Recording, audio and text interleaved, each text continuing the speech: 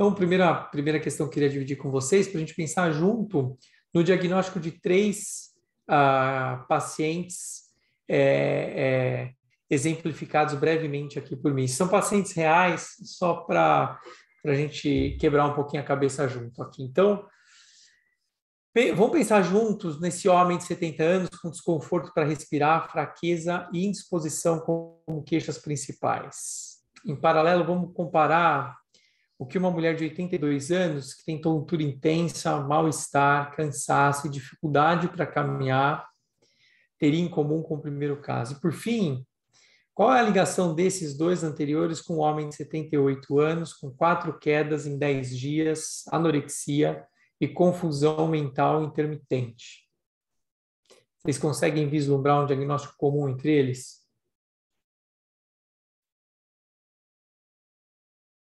É difícil, né? Pois é. O que eles têm em comum aqui são 3 casos de hipertiroidismo por bócio multinodular tóxico, né? E quando eu fiz esse apanhado no meu consultório, foi inspirado nessa tabela que vocês encontram no Hazard, livro de texto de geriatria, e que basicamente eu estava vendo que é baseado num artigo, né, publicado, e que inspirou essa tabela no capítulo justamente de semiologia geriátrica do Hazard. E aí, eu olhando isso, eu falei, deixa eu ver a minha casuística. E aí, eu fui no meu prontuário eletrônico e vi os meus casos de hipertiroidismo. E eu me deparei com alguns, e eu achei esses 3 exemplos que eu dei para vocês aqui emblemáticos, né? E se a gente olha os dados de hipertiroidismo em idosos comparado com pacientes mais jovens, em termos de sintomas reportados em prevalência, olha só. Taquicardia, 71% nos idosos versus quase 100% nos pacientes jovens.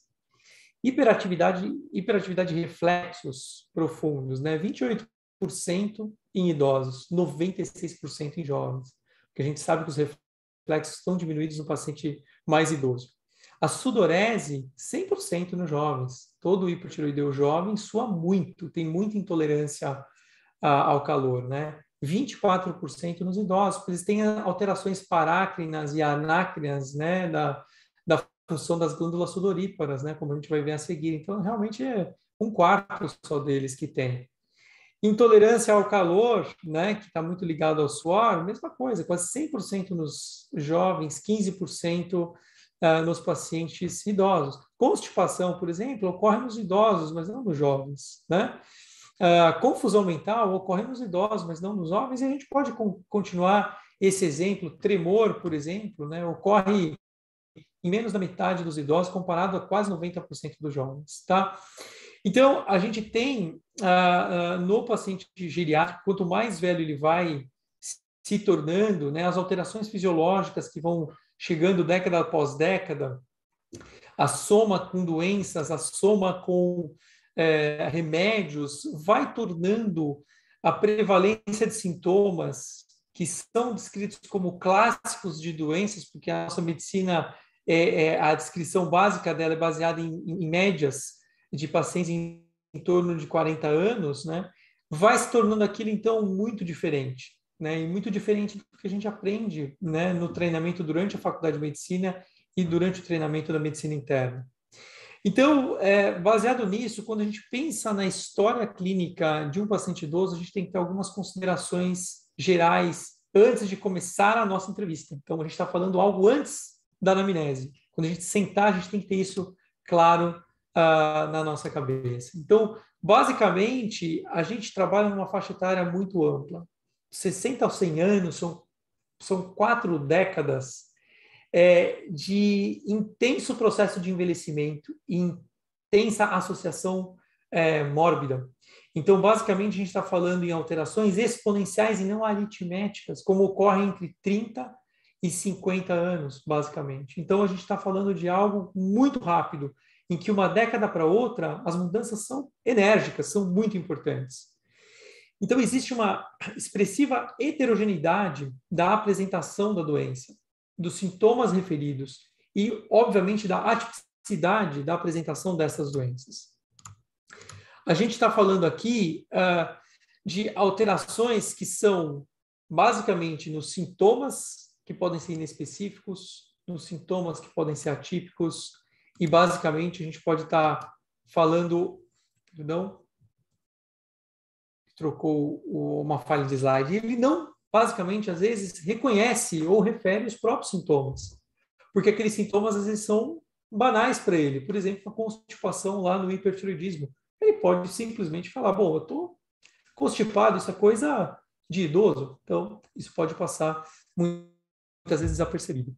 Por que essas coisas acontecem? Porque, como eu já mencionei brevemente, a gente tem uma alteração fisiológica do grupamento dito idoso, também a gente tem alterações do ritmo fisiológico individual daquela pessoa. Se ela é mais frágil, se ela é menos frágil, se ela tem uma carga genética favorável no seu envelhecimento, né?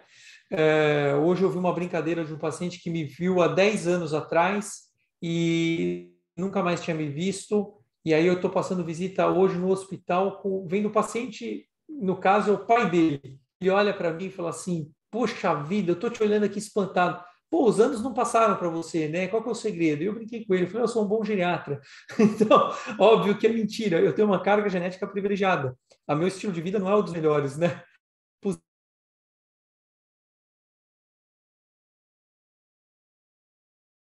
Coisa que conta a carga de doenças, né? Se eu tenho 5 doenças, estou conversando de uma interação multimórbida completamente diferente, né?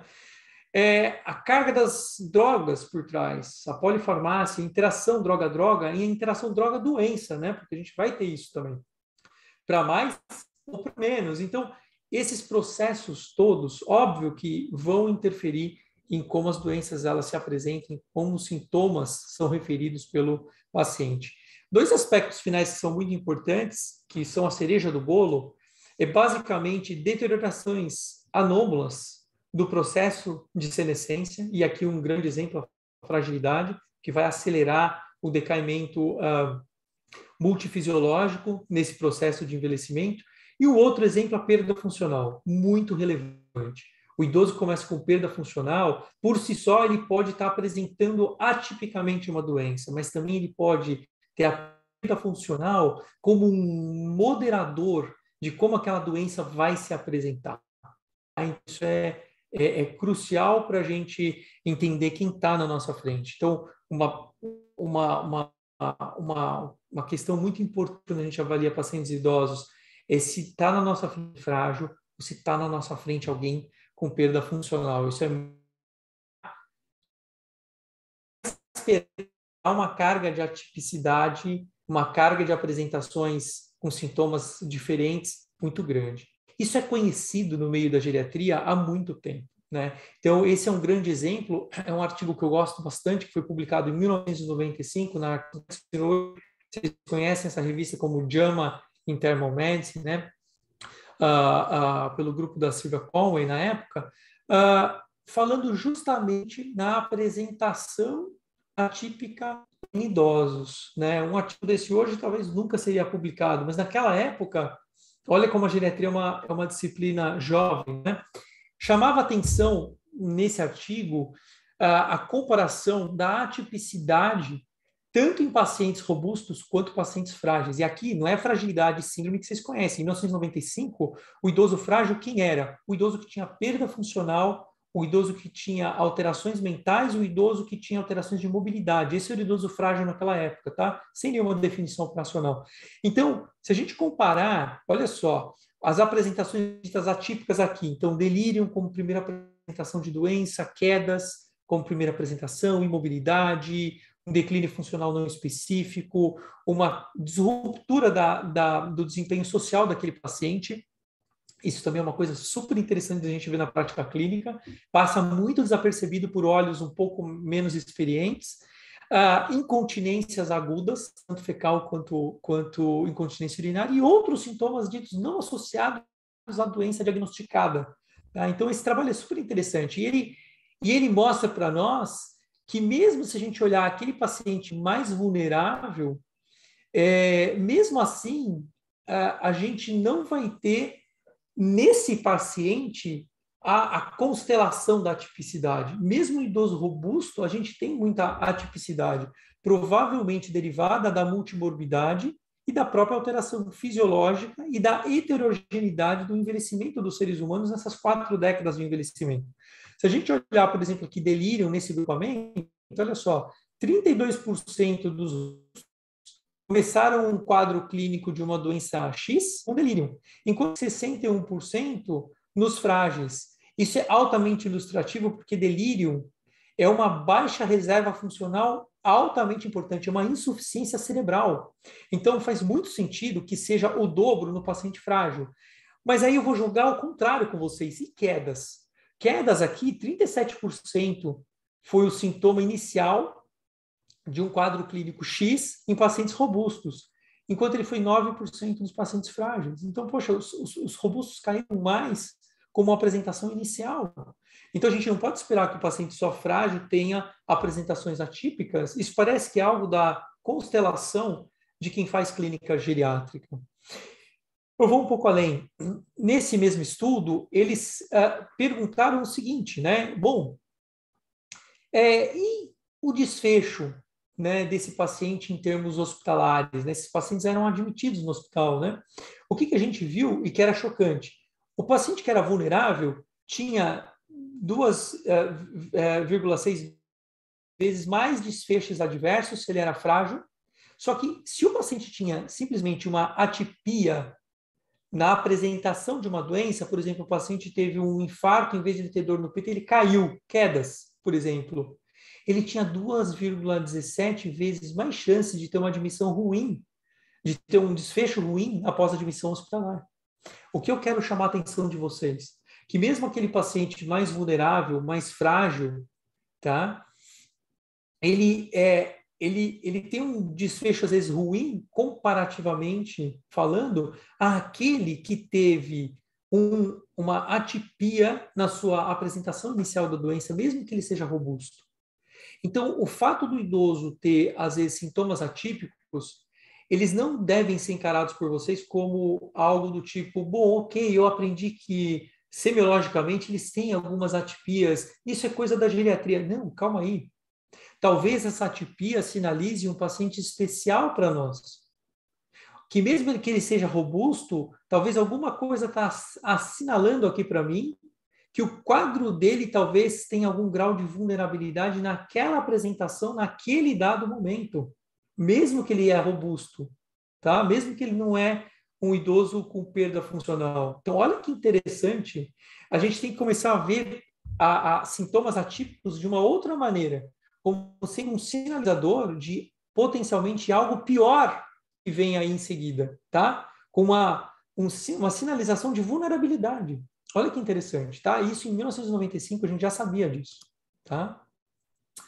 Continuando as particularidades, mas agora entrando na anamnese. Então, quando eu começo a entrevistar idosos, o que eu tenho que prestar muito atenção? Eu tenho que, primeira regra, quando o paciente estiver na minha frente, eu evito minimalismos, cuidado os residentes, né? Então, diminutivos, atenção exclusiva a acompanhantes que falam demais e querem dominar a entrevista. Quando isso acontece, eu sempre desvio meu olhar para o paciente, eu chamo o paciente para conversar comigo. Né? Isso é muito comum em pacientes que têm transtornos cognitivos, transtornos comportamentais, por exemplo, pacientes psicogeriátricos. Isso é muito comum. Eu chamo eles para consulta a todo tempo e eu sempre dou a mensagem: olha, nós estamos falando todos em prol da tua saúde, então aqui é um consenso, a gente vai batendo papo, a gente vai falando junto, tem que chamar o paciente para consulta, porque senão ele fica infantilizado, porque isso é a imagem que todos nós temos de uma criança passando no pediatra. Né? O pai fala o tempo inteiro, a criança não tem a menor iniciativa, às vezes, de falar com o pediatra ou de referir. Tá? E evita essas coisas do tipo, vovó, ou vamos pegar o bracinho aqui? Não, bracinho não. Ou você fala braço, ou você fala bração, mas bracinho nunca, porque ele é mais velho que você, né, normalmente. Então, cuidado com essas questões. Novamente, evite temas preconceituosos, como referir ao avô, avó, papai, mamãe, ou alguma coisa do tipo que o paciente coloca, é coisa de velho, e você fala, é velhice mesmo. Não, cuidado, né? Esse é o famoso tiro no pé. Você não pode entrar nessa temática. Tá? Às vezes é alguma coisa que você está vendo, a alteração do envelhecimento, sim, mas fale de um outro termo. Durante o envelhecimento a gente vê realmente essas coisas, mas não que é velhice. Velhice é um termo pejorativo, né? É um termo coloquial, muitas vezes. Então, evita um pouco isso, porque muitas vezes isso pode inibir o paciente de referir coisas na anamnese para vocês, porque afinal, bom, o médico falou que isso é velhice, então ok, aquilo também deve ser, então eu nem vou tomar o tempo dele ou o meu. Tá? Então, cuidado com essas questões. Fique muito atento a necessidades de entrevista individuais com o paciente, em separado da família, né? Por N razões, por razões de privacidade, porque o idoso, ele é um homem e uma mulher, ele faz sexo, ele tem desejo, ele quer falar disso com você, ele quer falar de frustrações, ele quer falar de abuso. Então, os maus tratos é algo que é considerado uma síndrome geriátrica, e não é por menos, né? Porque às vezes o paciente vem deprimido e ele está tendo maus tratos. Às vezes o paciente vem confuso até, porque ele tem baixa reserva cognitiva e ele está apanhando em casa, né? E às vezes ele vem com uma fratura de fêmur também. Então a gente não sabe, né? Ele caiu e ninguém te explica muito bem, a história é mal contada, né? E aquilo é maus tratos. Ele precisa entrevistar você sozinho, tá? Então o nosso radar, ele tem que estar muito atento a esse tipo de cenário. Os acompanhantes são extremamente importantes, né, junto aos idosos, principalmente se a gente olhar que 30% dos pacientes têm alterações cognitivas leves ou maiores, né? Então, é útil ter um acompanhamento, um acompanhante junto, referindo informações, confirmando informações para nós. No entanto, depende de quem está na minha frente, porque às vezes se é um acompanhante doente, né? Eu e a Fernanda, a gente estava conversando justamente de um profissional doente referindo informações sobre um paciente nosso. Então, até que ponto essa pessoa é confiável o suficiente para a gente basear as nossas fichas diagnósticas e terapêuticas, né? Nos acompanhantes, principalmente naqueles que justamente, paradoxalmente, têm que dar informações melhores para aqueles cognitivamente incapazes, a chance deles terem burnout é de 50%. Então, a informação é 50% enviesada. Então, é o grande paradoxo da geriatria, mas a gente precisa dessas informações. Uma coisa que, durante a anamnese, eu sempre me policio é que dificilmente a gente esgota as informações de idosos mais completos ou mais longevos no único encontro. Então, sejam focados. Eu aprendi muito isso com os americanos, né? Então, a gente tem que ser focado nas informações. Mas, às vezes, me entristece um pouco quando esse foco se transforma em algo pragmático, como a gente aprendeu a fazer na clínica médica, né? Veja a queixa e vai na história em cima da queixa. Não, nós somos geriatras. Quem faz isso são clínicos, especialistas em adultos, especialistas em medicina interna. O geriatra tem um tom diferente, ele vai ser focado, mas ele vai ver síndromes geriátricas, ele vai ver questões sociais, nutricionais, cognição rapidamente durante a consulta. A gente é treinado para ter essa habilidade. Então, quando eu falo focado, vamos focar no cliente, vamos focar que o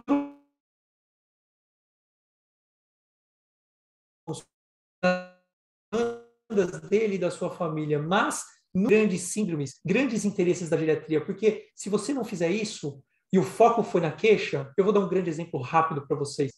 Doutor, eu tenho tontura há uma semana e eu quase caí durante uma dos episódios e eu estou perdendo a minha qualidade de vida. Se você entrar nisso dentro da clínica médica, talvez você chegue num diagnóstico, talvez você chegue em dois, mas se você for abordar na clínica geriátrica, você vai conseguir ver que, na verdade, esse paciente tem um risco de quedas altíssimo. Se você não tomar condutas naquela consulta, ele vai cair e pode fraturar. Se você não for atento o suficiente dentro da abordagem da clínica geriátrica, dificilmente você vai identificar drogas deletérias causando a tontura. Dificilmente você vai, quando for examinar o paciente, às vezes você vai esquecer da hipotensão ortostática e você também vai perder um diagnóstico nesse paciente. Dificilmente você não vai fazer um rastreio de depressão e você não vai identificar que a tontura está sendo um sintoma atípico de uma depressão naquele paciente. Então, um exemplo rápido que eu posso ilustrar aqui para vocês, do porquê que a gente tem que ser focal, mas nunca perdendo a técnica da clínica geriátrica, ok? Muito bem. Cuidado com o tom quando a gente está tirando história do paciente. O paciente às vezes tem surdez, eu preciso chamar mais alto o paciente brincando aqui com vocês, senão ele não me escuta. E agora com o Covid-19, com o uso de máscara, pior ainda, né? Às vezes o paciente tem uma disfagia e o tom de voz dele vai estar alterado porque o aparelho vocal é o mesmo. Então ele vai estar com uma fala aguada, por exemplo, né? Então ele vai estar às vezes com uma fala que vai dificultar a tua compreensão. Demonstre para ele que você não está entendendo ele muito bem, que talvez ele precise elevar um pouco a voz ou falar um pouco mais pausadamente para você entender. É uma coisa bidirecional. Você tem que entender o paciente e vice-versa, tá? Então, isso é uma questão extremamente relevante. Logo no começo da nossa entrevista, a gente tem que ter uma atenção específica a isso. Sempre nesse sentido, então, indague o uso de órteses, aparelhos auditivos, óculos, lentes corretivas, né? E, obviamente, eu vou já indagar se ele usa bengala, se ele usa andador, se ele, para andar, ele se apoia em alguém. Isso é extremamente relevante já na minha história, antes de eu partir para o meu exame clínico, né, desse paciente, meu exame físico propriamente dito, né? E tem que ter um foco sobre lista de problemas atuais para a gente desenvolver a história. Tem muitos idosos que acabam sendo prolixos porque eles estão há um ano para ir no geriatra, então eles estão aí acumulando queixas e fazendo listas, e muitas vezes eles começam logo no começo da consulta, de forma até animada, doutor, trouxe uma lista de 10 queixas para o senhor. Eu falo, perfeito, a gente vai abordar as 10 listas, eu não asseguro que as 10 sejam agora. Que eu vou dar conta das 10, eu consigo, mas talvez isso precise ser até o retorno, talvez a gente vai dividindo as consultas. E aí, o que eu faço a mágica aqui, eu pego as minhas canetas aqui no consultório e eu falo assim, olha, quais são as 3 mais bonitas que você gostou? São essas 3? Tá, então, vamos fingir aqui, vamos fazer uma brincadeira. Que cada uma dessas canetas é uma solução para uma das suas queixas principais. Essa caneta, ela abordaria qual dessas queixas que estão listadas em 10 itens diferentes? E esta? E esta? E aí eu consigo, brincando, fazer uma lista com eles das prioridades que a gente tem que desenvolver. Tá? Então, fica essa sugestão que eu acho que ajuda sempre. Muito bem. Vamos falar em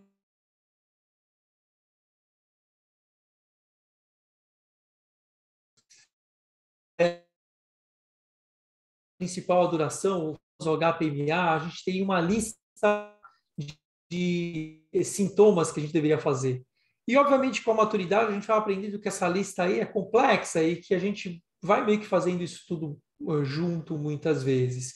E, frequentemente, as pessoas questionam, uma vez que os idosos têm sintomas atípicos, que... Está voltando.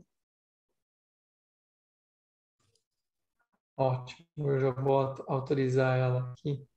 Ah, não, ela já voltou com a autorização. Então, quando a gente pensa, então, em fazer o ISDA, a gente tem que fazer o ISDA quando a gente tem um paciente minimamente atendido em termos do que é mais importante para nós como médicos, mais importante como a queixa principal do paciente ou os principais itens que ele traz. Depois a gente vai explorando. E aqui os vários itens importantes do SDA, ele saem um pouco quando a gente vai abordar síndromes geriátricas, quando a gente faz rastreio de várias questões. Então sobra pouca coisa no final da questão. É muito importante a gente não esquecer o histórico médico prévio, a gente tem que abordar isso rapidamente, alergias, uso de medicações, medicamentos que causaram efeitos adversos muito importantes, né? A gente tem que identificar aqueles medicamentos inapropriados para os idosos e muitas vezes a gente tem que recorrer inicialmente.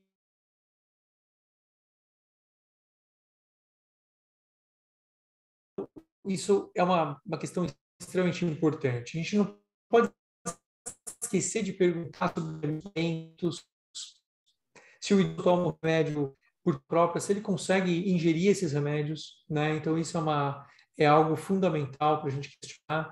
Uso de álcool, a gente às vezes deixa isso passar, né? Então, o uso de álcool é extremamente importante. O uso de outras drogas, como maconha, tem várias pessoas que usam, a gente tem que questionar.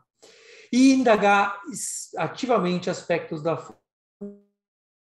funcionalidade, aspectos da qualidade de vida. Então, por exemplo, eu faço muito essa pergunta que eu deixei aqui por fim. Como é que é um dia normal para o senhor ou para a senhora? Né? O que você faz no seu dia normal? Porque eu quero ver essa pessoa, né? E eu quero estimar como que é a funcionalidade prática, né? Ecológica que eu chamo, né? Ou seja, no dia a dia. Como é que é a vida dela.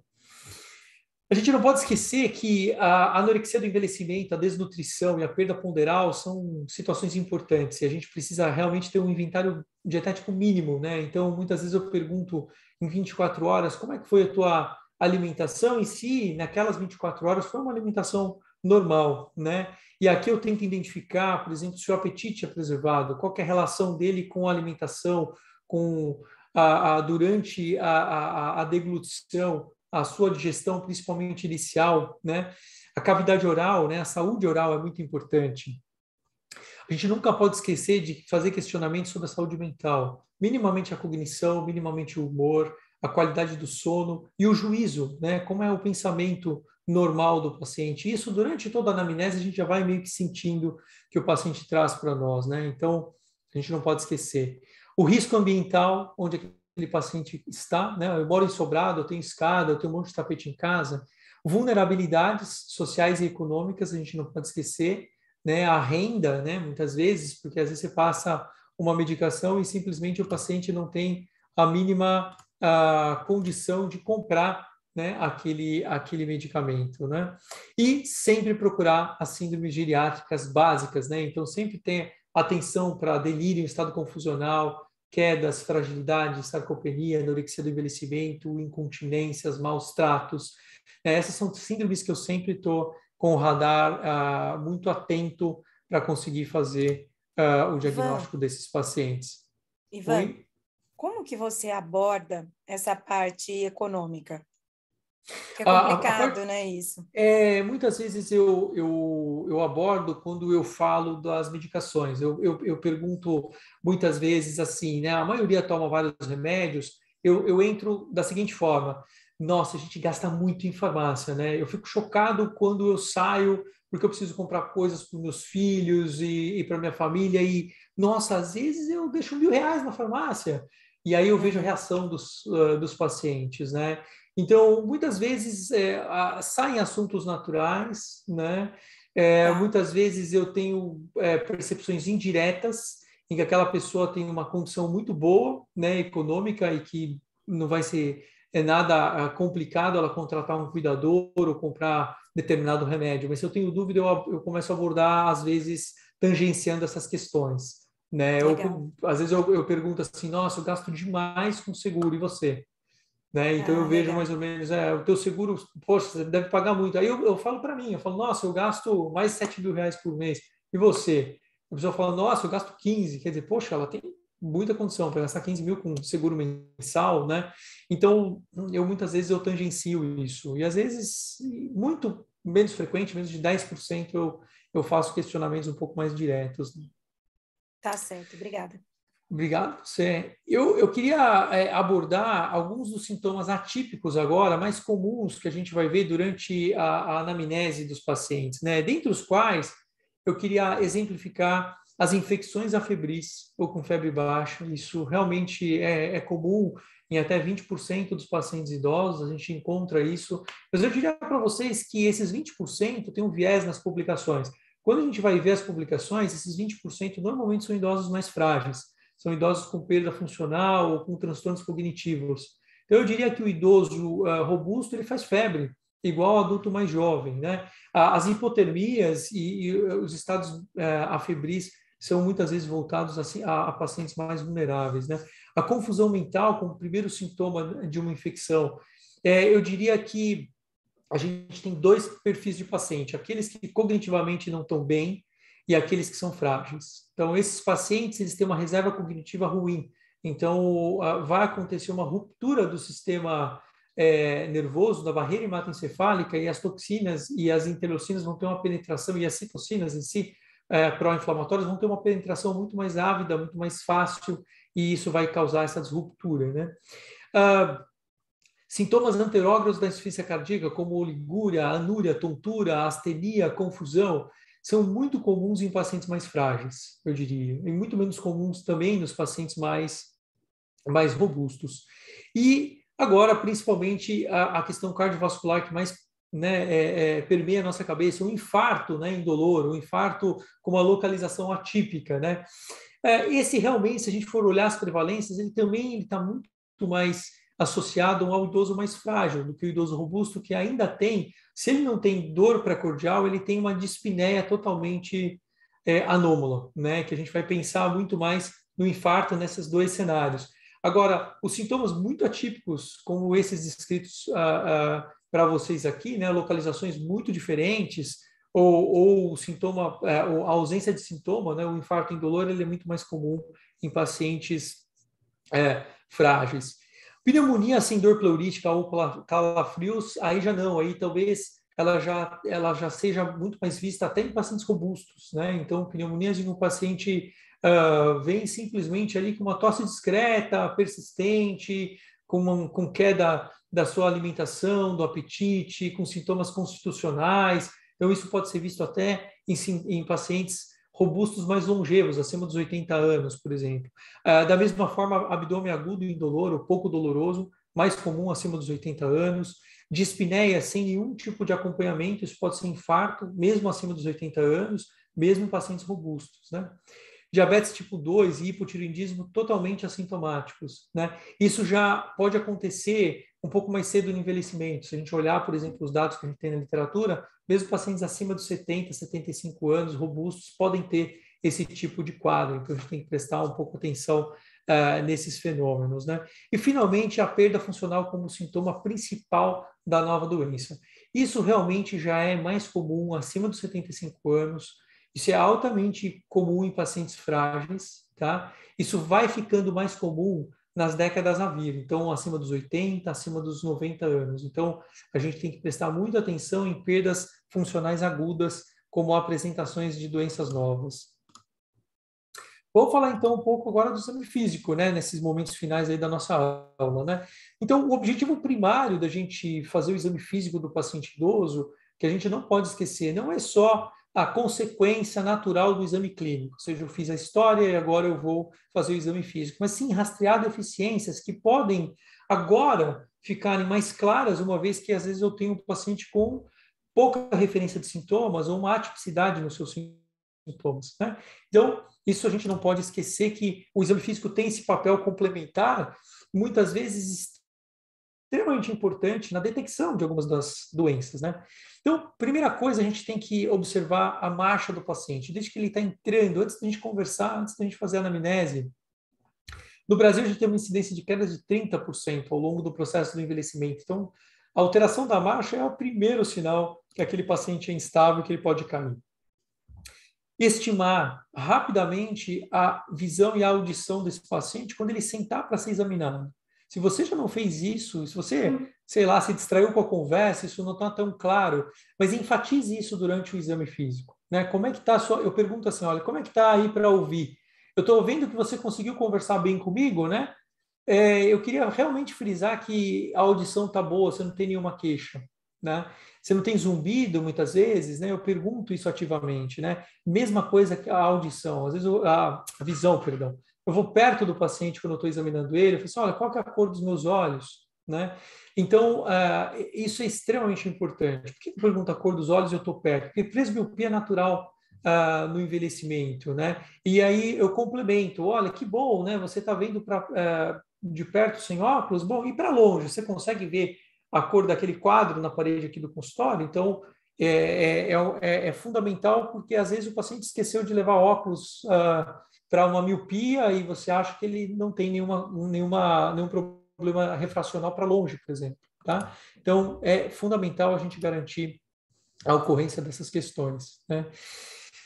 Durante já a consulta, mas se isso também não ocorreu, logo no começo do exame físico, não esqueça de ver a atenção, a orientação, a interação que ele vai tendo durante o exame, né, contigo. Tá? Então, isso é fundamental para a gente detectar rapidamente delírio, né, estado confusional agudo. Às vezes, isso é o primeiro start para a gente ver um transtorno cognitivo, né, logo que o paciente está sentado ali na nossa frente, né? Tira sempre a roupa, principalmente numa primeira consulta, obviamente até onde você pode, até onde você consegue, né? Então, às vezes, numa primeira consulta não dá para você ser o super médico, ninguém quer isso, mas às vezes você sente que há barreiras ali, mas sempre que é possível, tenta tirar a roupa. É o momento da gente ver, às vezes, maus tratos, da gente ver lesões cutâneas que as pessoas não vão referir para a gente. Eu já fiz vários diagnósticos de sarna, por exemplo, dessa forma, né? Então, não esqueçam de tirar a roupa do paciente. Às vezes a gente vê lesões de pressão, né, ou por pressão. Estado nutricional, a gente tem que ver ao longo do nosso exame, sempre. Isso faz parte do nosso exame inicial. Então, olha a gordura facial do paciente, né? Maleolar, né? Como é que o paciente está? Veja as mãos, se ele tem muita atrofia interdigital, isso infere emagrecimento, isso infere caquexia, né?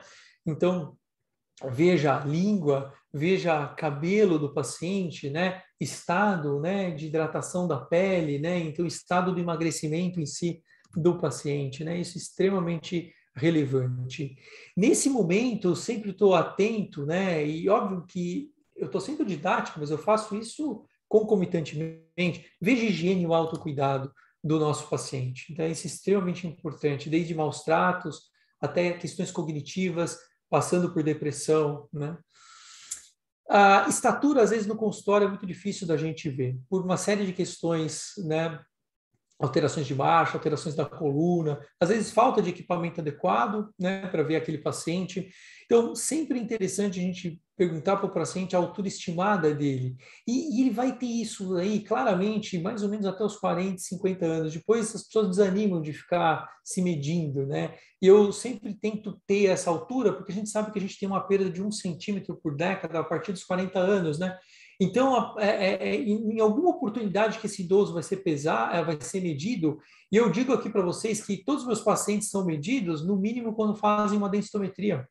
Então, quando eu pego, eu fico muito tranquilo, porque quando eu peço a densitometria, ele vai ser muito bem medido, né, para fazer o exame. Então, é uma boa oportunidade prática da gente ter uma medida bem adequada dos pacientes. Por isso que é legal eles fazerem uma densitometria num laboratório confiável.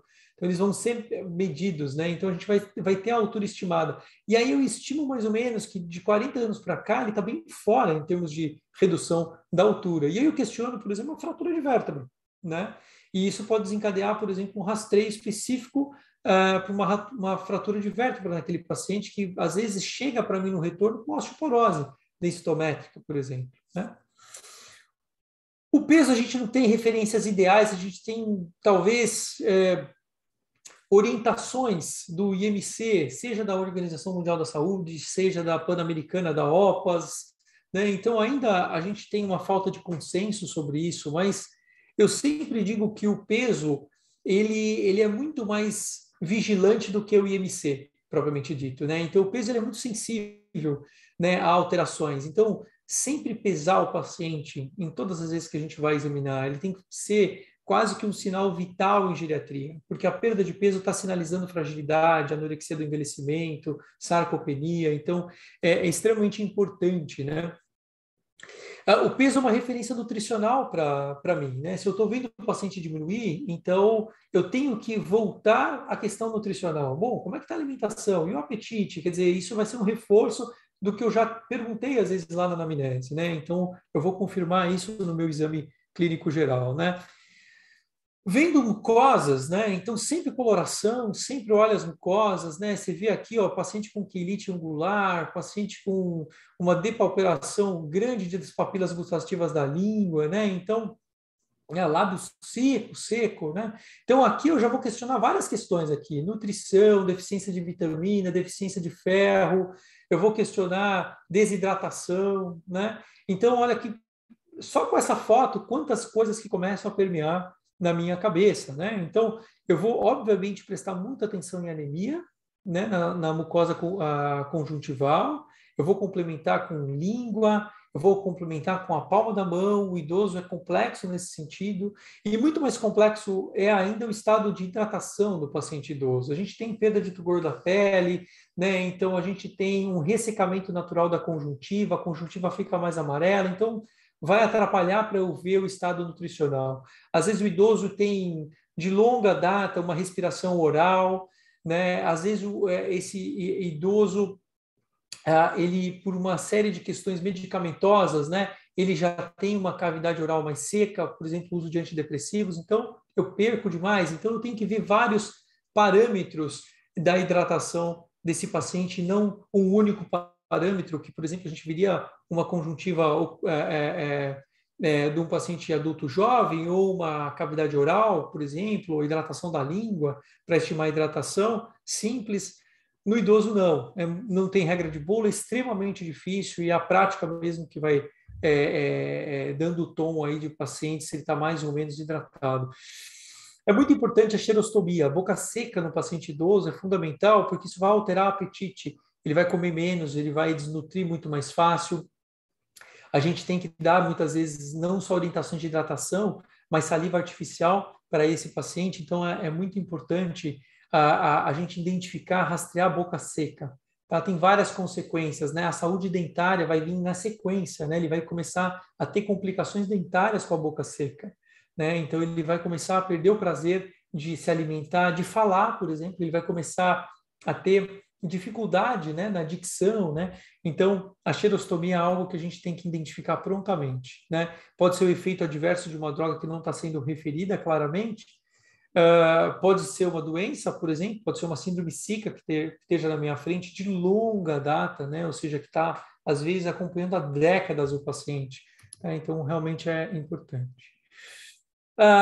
Os sinais vitais, para mim, fazem parte também do exame físico geral do paciente. Então, nunca esquecer, ele estima a temperatura do paciente, né? Eu tava falando para a Andrea, né, de um caso do paciente que estava aqui no consultório na quinta-feira, eu fui mexer nele, né, para ver a temperatura e eu vi o paciente febril na minha frente, ele estava com 38 graus, né?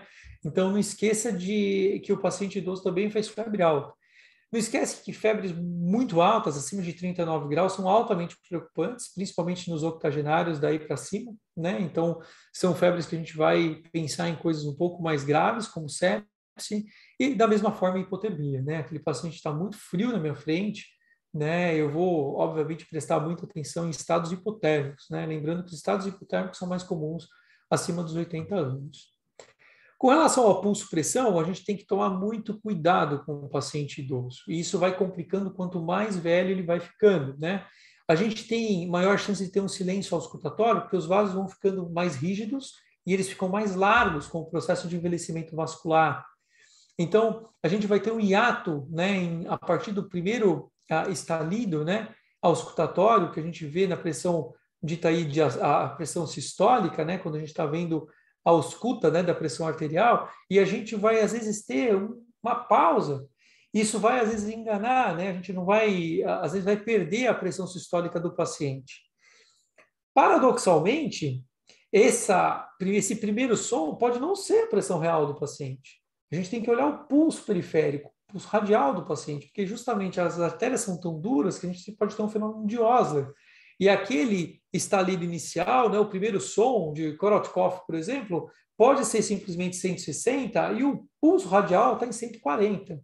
E ali vai desenvolver uma cascata iatrogênica, porque eu vou passar um vasodilatador para aquele paciente e ele vai ter, obviamente, uma hipotensão ortostática quando tiver, por exemplo, mais quente, né? Então, eu tenho que tomar muito cuidado com isso. Sempre, para mim, um sinal vital é ver hipotensão ortostática, né? Os residentes sabem disso, sempre pergunto, né? Hoje em dia, praticamente, isso não acontece mais, né? Porque a gente está na transição do R3 para o R4, mas sempre no começo da residência a gente, né, vê muito isso, né? Ou quando os residentes da clínica médica estão passando dentro da geriatria, né? Eu sempre tenho que lembrar, olha, veja a pressão do paciente em pé. E lembrar que a pressão em ortostase eu gosto muito de medir rapidamente quando o paciente levanta, porque nesse momento, muitas vezes eu tenho perdas rápidas e sustentadas em doenças neurológicas, em desautonomias, e muitas vezes eu posso ter hipotensões ortostáticas de vasodilatadores. Então, o paciente levanta, ele continua, por exemplo, com 14/8. 3 minutos depois, ele está com 10/6, tá? Porque ele não consegue acomodar o efeito da medicação de forma prolongada. Então, é muito importante, 3 minutos depois, a gente ver como é que está a pressão em ortostase. E sempre garantam a segurança do paciente. Não basta você olhar e falar, olha, o senhor fica em pé aqui 3 minutos, que a gente vai ver a pressão de novo. Nisso ele cai na sua frente, tá? Então, nunca esqueçam da segurança, tá? Então, isso é muito importante. Sempre palpem os pulsos periféricos principais, então aqui os radiais, pediosos, se possível femorais, braquiais, para ver assimetrias. É ali que a gente pode detectar a insuficiência arterial periférica. A doença arterial periférica, a gente consegue perceber no idoso de forma muito mais objetiva, através de assimetria, ausência de pulsos e sinais tróficos dos membros, em termos distais, principalmente dos pés, em que o paciente tem aquele aspecto frio, cianótico, perda de pilificação, alterações queratinócitas da pele, né? E que a gente olha e fala, bom, isso aqui tem claramente um aspecto de doença arterial periférica crônica, né? Fazer índice tornozelo braquial em paciente geriátrico é um sonho de consumo, não dá. Eu peço isso no Doppler arterial, que ele vai fazer, porque eu já estou pensando que ele tem doença arterial periférica a partir desses achados iniciais. Falando um pouquinho dos olhos, então, agora vamos começar a falar dos sistemas específicos aí nos 10 últimos minutos finais, né? Eu vou me estender 5 minutos na nossa reunião, porque a gente teve uma interrupção na nossa transmissão, tanto no começo quanto no meio. Então, falando nesses 10 minutos de aparelhos específicos, só ilustrando para vocês coisas que me chamam a atenção na minha prática clínica individual. Então, obviamente, tem muito mais coisa além disso, né? O que eu presto atenção nos olhos dos pacientes, né? É muito mais além da anemia, né? Eu vou tentar ver, por exemplo, um reflexo de catarata, né? O esbranquiçamento de catarata do paciente, né? Eu vou ver, por exemplo, consequências deletérias, né? Do envelhecimento anômalo, né?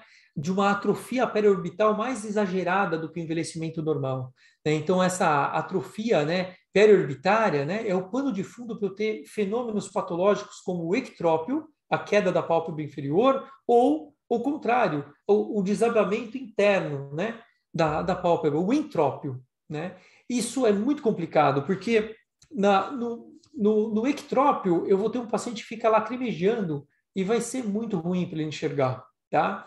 E eventualmente o olho dele seca, inclusive. No entrópio, esse paciente vai ter uma irritação, como vocês veem nessa foto desse paciente meu aqui, olha. Olha a irritação, ele tem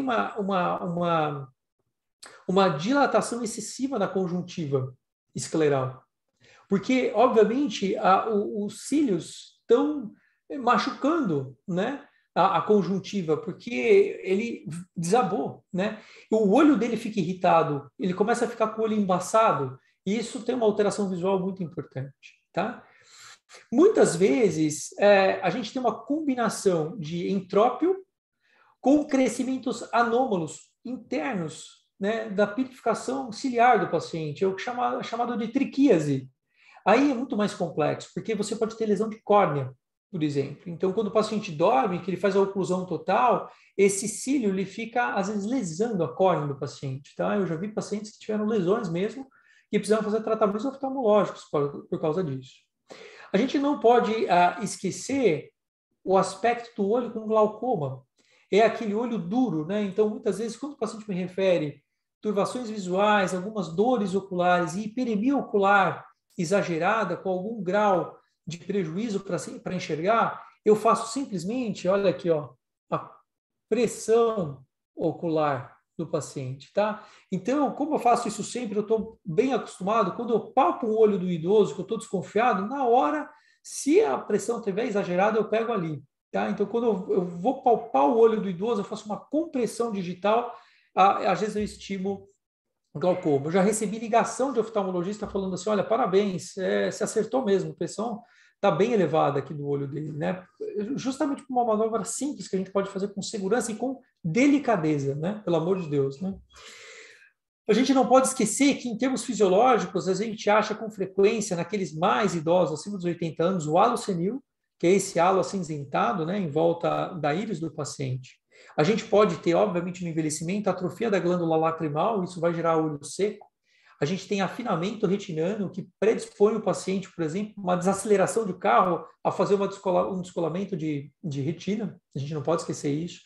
A gente não pode esquecer que quando a gente faz, por exemplo, exame neurológico e coloca a luz no paciente, ele vai ter uma acomodação muito pior, porque a córnea é menos sensível a reflexo, a íris fecha de forma muito mais lenta, então a acomodação para a leitura, né, é por isso que ele tem presbiopia, né, mas quando eu jogo uma luz, o reflexo pupilar é muito menor, né, então não esqueçam essas alterações de olho, né. Em audição, eu diria que é muito mais simples. Em termos de audição, a gente tem uma perda auditiva óbvia, a gente tem que tomar muito cuidado com a perda auditiva que o paciente tem, e que a gente vai confirmar isso no exame físico, mas que a gente já tem indícios aí na anamnese. E o mais importante, a gente sempre tem que pensar que esse paciente pode ter cerume, ele pode ter uma oclusão. Então, o geriatra tem que ter otoscópio. Tá? Então, a gente tem que fazer otoscopia com frequência, tá? Até para a gente ver o que é um tímpano normal em termos de envelhecimento, o que é um tímpano de surdez neurosensorial primária. Tá? Então, conforme a gente vai olhando tímpano, só se eu olho um tímpano no paciente, eu já sei se realmente ele tem surdez ou não. Antes de conversar com ele, se eu pudesse fazer essa brincadeira com vocês, a gente tem que ir conhecendo a opacidade do tímpano dos pacientes que têm realmente surdez, daqueles que estão simplesmente com o tímpano do senhor de 80 anos. Tá? Então, fica aí uma sugestão. Na cavidade oral, é muito importante a gente ver a higiene do paciente, lembrar que ele tem que ir no dentista. Veja se ele tem prótese, como que é o uso da prótese, se ela é fixa, se ela é móvel, tá? Qual é a relação dele com essa prótese, se ela está solta, eventualmente, ele não consegue comer bem.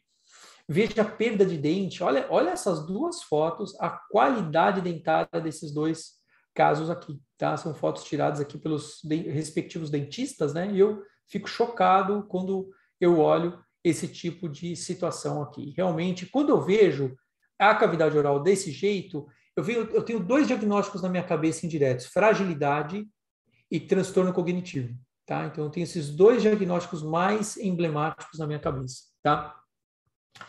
Então, olhe para a língua do paciente, veja a perda de papila, redução de saliva. De novo, veja a boca seca, se você não olhou no exame físico geral. Quando você fizer um exame mais específico, pense nisso. Eu sempre questiono o olfato dos meus pacientes, como é que está o olfato, porque olfato ruim é preditor de algumas doenças, trauma de crânio, doença de Alzheimer, doença de Parkinson, né, Covid-19. Então, a gente tem que pensar sempre nessas questões.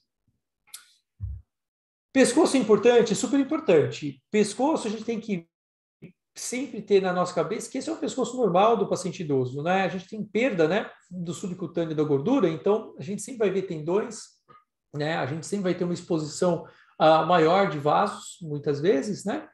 E a gente nunca pode esquecer algumas questões, né? A tireoide, ela atrofia, então sempre é mais difícil palpar quando o paciente fica mais velho. Mas se ele tiver um nódulo ali, a gente vai conseguir palpar, talvez ainda melhor, porque a loja, né, como vocês veem aqui, ainda é mais exposta. Nunca esqueçam de ver estase jugular no paciente idoso, porque eles fazem muito mais insuficiência cardíaca com fração normal e com poucos sintomas ou até atipicidade.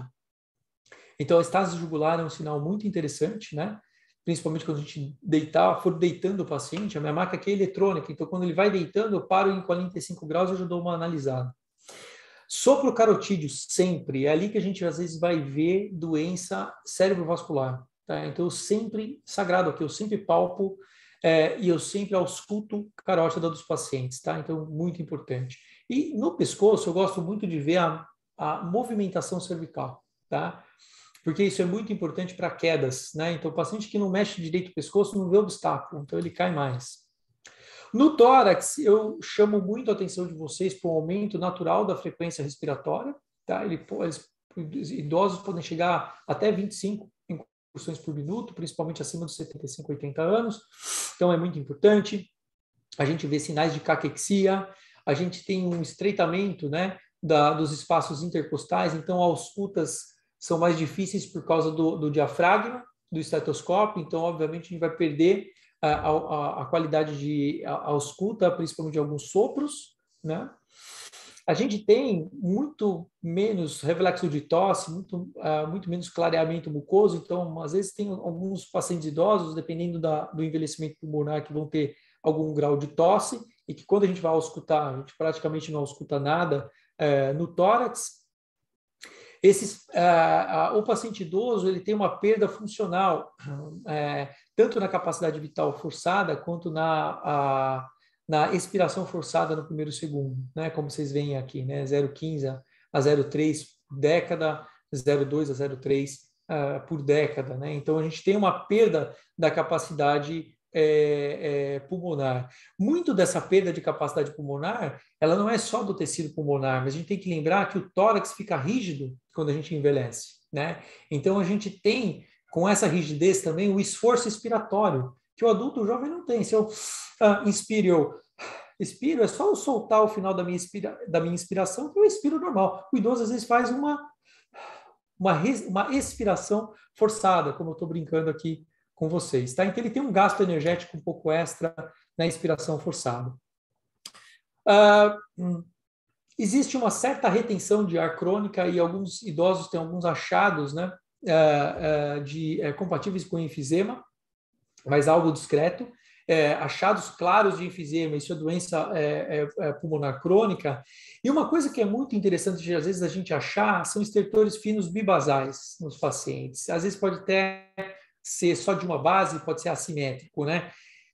São estertores bem finos e que é realmente verdade, né? Eu estou ilustrando com um artigo aí de 2009, né, da radiologia, que mostra realmente uma prevalência maior, né, de alterações reticulares. Veja aqui o mouse, eu estou apontando com o mouse aqui para vocês, né, reticulares nas bases, né, dos pulmões, né? Olha só, a periferia, isso pode ser até mais alto, olha, pode ter até extensão ao ápice, mas por questões gravitacionais, a gente vai perceber isso muito na base quando a gente auscultar.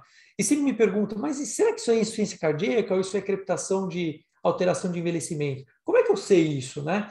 Pede para o paciente fazer uma inspiração forçada e prender o ar nessa hora, tá? Muitas vezes, presta atenção que esse estertor sobe, porque muito desse estertor é por colabamento, por microatelectasia. Então, presta muita atenção nisso, que às vezes já me salvou em alguns exames em que eu achava que o paciente estava com uma insuficiência cardíaca, com fração normal, ou se realmente aquilo era do envelhecimento pulmonar, porque era um paciente de 90 anos na minha frente. As pessoas às vezes acham que isso é uma coisa banal, né, com a tecnologia. Pede um BNP. Olha, eu estou com um paciente internado na UTI, com uma insuficiência cardíaca francamente descompensada, com fração de ejeção preservada, tá? Então, o BNP dele, simplesmente o hospital tem um corte em 100, o BNP dele é de 150, ele tem quase 90 anos. Tá? Então, só pensar no BNP, se eu corrijo o BNP dele pela idade, o BNP dele, teoricamente, estaria praticamente normal, tá? Pela conta. Então, cuidado com o excesso de tecnologia. A clínica geriátrica ainda depende de história e exame físico, né? Com relação ao coração, a gente tem um coração muito mais rígido, a gente tem uma dilatação excessiva do átrio, porque o ventrículo, né, a massa muscular, vai estar mais rígida por infiltração de fibroblasto, por fibrose, e, obviamente, essa pressão vai subir lá para cima, e óbvio que o átrio é o lado mais fraco atrás aí da corda, né? Então, ele não vai conseguir puxar com força essa corda e ele vai acabar dilatando, tá? Então, é natural a dilatação do átrio quando a gente envelhece, né? Mesmo acima de 40 milímetros, né? Então, a gente pode ter essa dilatação, né, em envelhecimentos, e óbvio que isso vai às vezes desfavorecer o paciente para surgimento de arritmias supraventriculares, né? O coração ele fica realmente mais pesado, ele tem infiltração amiloide, inclusive, né? Ele tem prejuízo dessa contração, mas não em repouso. Então ele não tem prejuízo da função sistólica em repouso, a menos que você demande uma contração mais vigorosa frente a uma atividade física, principalmente numa atividade física que vá além do seu cálculo estimado, principalmente da capacidade cronotrópica, né, de reserva, que a gente vai falar a seguir. A gente tem uma dilatação da circunferência valvar, isso é uma das razões que a gente tem insuficiências das válvulas, né, e podem surgir sopros, né. Os sopros acabam, então, sendo mais comuns, né, nos pacientes idosos, né? E os vasos são mais duros, mais largos, eles têm infiltração, tanto da íntima, como eu estou apontando aqui para vocês, como na camada média. Então, são vasos que são mais duros, reverberam mais, eles conduzem melhor sopros. Então, a gente vai ter conduções, por exemplo, de sopro na carótida, na aorta, nas renais, às vezes de forma às vezes muito audível, às vezes pior do que a lesão que a gente vai ver, né, na nossa frente. Eletricamente, então, a gente tem muita perda de células do nosso sinusal, não pode esquecer disso. Só para vocês entenderem, acima dos 75 anos, a gente retém só 10% das células do nosso sinusal, tá? Isso é muito importante, por isso que a doença do nosso sinusal é uma doença de idoso mesmo, né? O QRS vai sendo desviado para a esquerda por causa do peso do coração e da infiltração, principalmente do ramo superior, né, anterior, do feixe esquerdo, né, de condução, né, do ramo, né? Então, a gente tem esse desvio natural e, obviamente, com essa infiltração e com essa fibrose da parede miocárdica, a gente tem uma atenuação das ondas T, né, da repolarização ventricular. O sistema autônomo, ele diminui, né, porque as células diminuem, e muitas vezes é aqui que a gente tem uma grande justificativa da pior acomodação da frequência cardíaca conforme a gente envelhece. Aquela conta que todo mundo sabe, 220 menos a idade, a minha reserva cronotrópica ou a minha frequência cardíaca máxima, né, é muito porque o meu sistema autonômico ele tem um envelhecimento aí natural. E acima dessa conta, eu vou obviamente pagar um preço com relação talvez um prejuízo da minha capacidade sistólica, né? A gente tem menor resposta de beta-receptor, né? A gente não pode esquecer isso, isso vai ser importante, principalmente na farmacologia, e a gente tem uma menor sensibilidade ao baroreceptor, por isso que o idoso ele tende a ter uma hipotensão ortostática. Muito bem, com relação à pele, agora brevemente, a gente tem 20% de perda da espessura tecidual, por isso que a pele do idoso é mais frágil, então eles são muito mais vulneráveis a trauma. A gente tem equimoses pós-trauma com muita facilidade, né, e equimose por uso de drogas, por exemplo, antiagregantes. A gente tem perda de melanócitos, então isso vai dificultar um pouco a absorção da vitamina D, isso vai alterar a coloração da pele do idoso, por exemplo, então vai ter, às vezes, manchas irregulares, né? Isso não pode ser visto como uma doença, a gente vai ter alterações típicas, né, do envelhecimento cutâneo, né, com relação a depender da fotoproteção maior ou menor, né, que esse paciente fez uso ao longo da sua vida. A gente tem uma menor função das glândulas sudoríparas, né, tanto em quantidade quanto função, isso vai gerar menos termorregulação, então por isso que o idoso tem essa referência de sentir mais frio, né, e de estar mais frio quando a gente palpa, né. As unhas crescem de forma mais lenta, elas são mais fracas e basicamente elas podem escurecer. Também é uma alteração que a gente pode achar aí na pele e anexos do paciente. E, obviamente, não preciso nem falar a perda da coloração capilar, né, e dos fios em si, né, não só do cabelo, mas ao longo do corpo como um todo. No sistema osteoarticular, a gente vai ter cifoses, escolioses na nossa coluna, né, a gente vai ter uma alteração da estrutura do colágeno, né, a gente vai ter uma perda da hidratação dos discos intervertebrais, então a gente vai ter uma perda da nossa altura, a gente vai ter facilidade de ter desvios de coluna, a gente tem uma perda, muitas vezes, da própria estrutura molecular, né, das articulações, então isso vai favorecer alguns desvios e deformidades, mas a gente não pode esquecer que a gente não tem, obviamente, a obrigação de ter uma osteoartrite, né, quando envelhece, né? Isso tem outras razões, né, laborais, familiares, genéticas, né? Como esse exemplo aqui da foto, né? Isso já é uma osteoartrite, né, de mãos, né? Olha só a dilatação articular dessa paciente, algum grau de edema de mãos, desvio, né? Então, se a gente palpar aqui, ela tem nódulo, né, na interfalange distal. Então, quer dizer, isso não pode ser interpretado puramente como um envelhecimento normal, né? A gente perde massa muscular, e obviamente facilita a entrada de sarcopenia, mas a sarcopenia ela precisa ter perda de força também, a gente não pode esquecer isso. Existe perda de força muscular, mas não a ponto de gerar sarcopenia conforme a gente envelhece naturalmente, né? As articulações, elas perdem água, né? Elas acabam enrijecendo, tá? E elas acabam tendo uma tendência à crepitação, mas é uma crepitação que não dói, é uma crepitação, quando a gente examina a articulação, que não tem limitação funcional. E a densidade óssea cai, né? E obviamente isso não vai ser visto no nosso exame físico.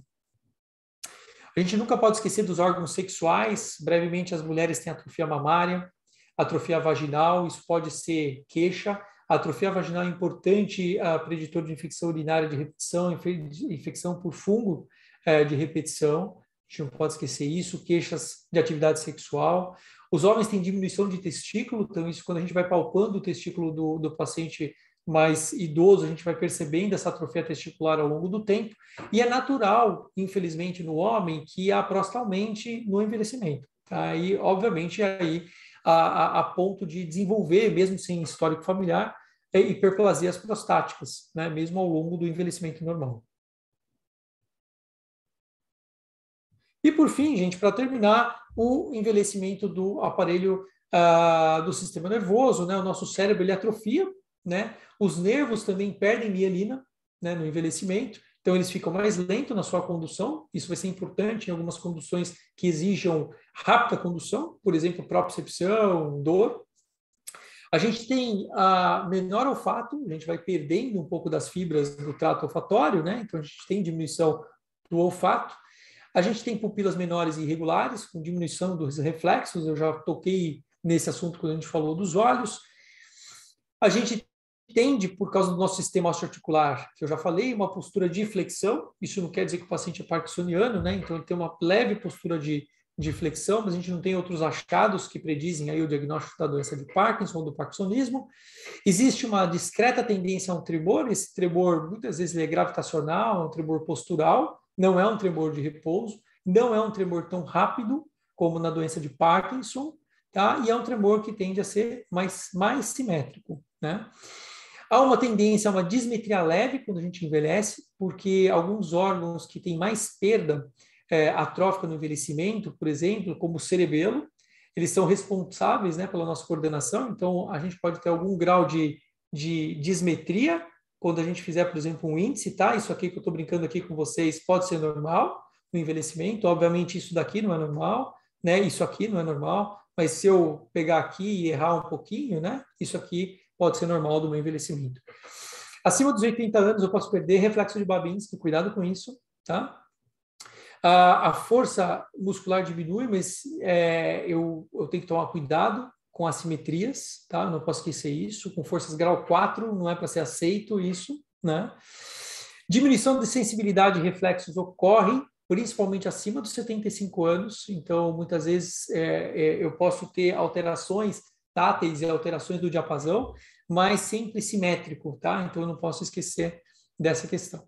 E os processos cognitivos, principalmente atencionais, a memória de trabalho, a memória, né, operacional, eu posso ter alterações da minha função executiva por uma lentificação cognitiva global. Então, eu posso ter uma lentificação do funcionamento cognitivo e isso vai deteriorar outras funções. Por isso que é comum, às vezes, o idoso falar que está um pouco mais distraído, que a memória recente é um pouco pior, que às vezes demora um pouco para vir as informações, porque a velocidade de processamento tem um decaimento normal. Eu só queria fechar aqui chamando a atenção que a gente não pode esquecer que às vezes na cognição a gente obrigatoriamente tem que usar muitas vezes algum instrumento de rastreio, como o mini-exame, como o MOCA, e em termos mentais, não é normal o paciente estar deprimido, né? Não é normal o paciente ficar triste ou anedônico, e muitas vezes a gente deveria rastrear a depressão, que aliás é uma boa prática, né, de rastreio em geriatria, como vocês já muitas vezes já sabem, já aprenderam, né? Então aqui um exemplo da GDS, uma escala muito comum de rastreio da depressão. E eu queria fechar a aula, né? Infelizmente eu falo muito, né? Atrasei um pouquinho de novo, né? Desculpem. Desde 2017, a Mary Tinnett, lá em Yale, uma professora titular da cadeira de geriatria da Yale, ela lançou a questão de ensinar geriatras a pensar nos 5 M's, né, em termos de pragmatizar a avaliação clínica e o acesso ou a avaliação do paciente idoso. E, basicamente, esses 5 M's seriam multicomplexidade, a mente, mobilidade, medicações e o que mais interessa. Então, basicamente, o que ela quer dizer aqui é pense na medicação, pense na fragilidade, pense na multimorbidade. Mind quer dizer delirium, demência, depressão. Mobilidade, pense em risco de quedas, pense em alterações de marcha, pense em alterações de força do paciente, pense em alterações de equilíbrio. Medicamentos, obviamente, polifarmácia, né? Então, tenta reduzir interações, né? Tenta fazer prescrição inteligente desse paciente e pense em desprescrevê-lo. E o que mais interessa, né? Então, tenta ver o que a família e o paciente colocam como sendo algo bom para planejamento terapêutico, aborda a medicina paliativa, né? Então, comece planejamentos avançados, né? Então, o que eu vou fazer daqui a 5 anos, o que eu posso fazer daqui a um mês, né? Então, quais são os desejos, né, que essas pessoas têm, aonde elas querem falecer, por exemplo, são questões extremamente importantes e a descrição detalhada está na pasta da residência de vocês.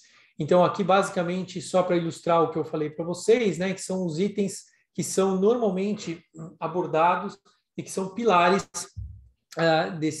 desses M's aqui. E só para ilustrar, né, o que tem até na pasta de vocês é o folder explicativo, né, como o americano adora sempre